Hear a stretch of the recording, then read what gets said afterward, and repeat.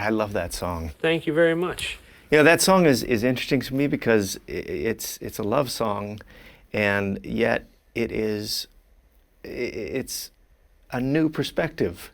You're basically saying the reason we say I love you, the reason we cherish each other is because we're aware of our own death. Right. When you came up with that, like, was there a problem in your head? Like, how can I make a love song? How can I make a song that doesn't feel like something I've heard before? Or did that just sort of hit you over the head one day? No, it was definitely that, like the former. I sat down and thought about the idea of like deconstructing, a love song like somebody would a dish that they're trying to make differently at a restaurant. Like, okay, what are the things that people very often say in songs?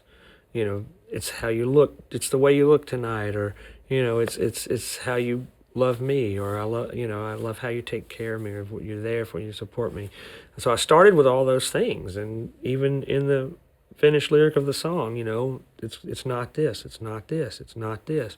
By the time I got to the chorus, I was like, what is it? Really, why do I care? Why does anybody care about anybody else enough to make themselves this vulnerable and this open to attack from all angles at all times? And it's, well, this is it. This is all we get. We get this time on Earth, and then that's it. We don't know what's next, if anything, And so then it almost became a love song to death itself,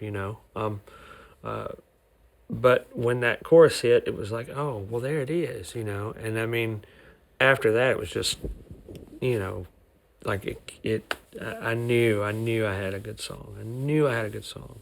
And most of the time I don't know until, I've sang it for Amanda a few times and sat with it for a week. And that one, it was like, oh my God, you have to let me play this song.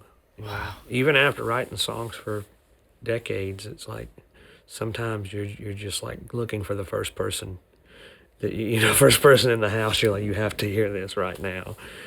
I know you're a cat, but you have to listen to this song. And then I couldn't sing it. Then I get halfway through it and start crying so much that I would just have to sit the guitar down and cry for a second. Really? Yeah. It took me half a dozen attempts to even sing it for my wife. It's just like when you're a kid, you make a macaroni sculpture or something, you're running around showing it to your parents. It's that level of excitement, and I just feel bad for people that don't get to do that in their jobs, because most people don't. I've always, like, when I was doing manual labor jobs before I was making any money as a musician, I'd always rather, cut somebody's grass than work on an assembly line, because then you can look back behind you and go, that's not my grass, but I cut it and it looks great, and then you go on to the next yard. And with the song, there's something so fulfilling about that. Was nothing. I was watching Hoarders 3 hours ago, and and it's Friday afternoon, and then this song exists. And now that is in the world, and yeah, it's just like, it's like a dog with a dead animal, leaving it on your front porch. You're so excited. I did this. I killed this bird. Now I want you to have it. No matter if you got any use for it or not. I just want you to have it. Hey folks, thanks for watching. If you like what you just saw, then why not subscribe? Click right here for lots more off camera. And if you want to see the hour-long version of these conversations, I'm going to give you the secret link. Here it is, offcamera.com. Check it out.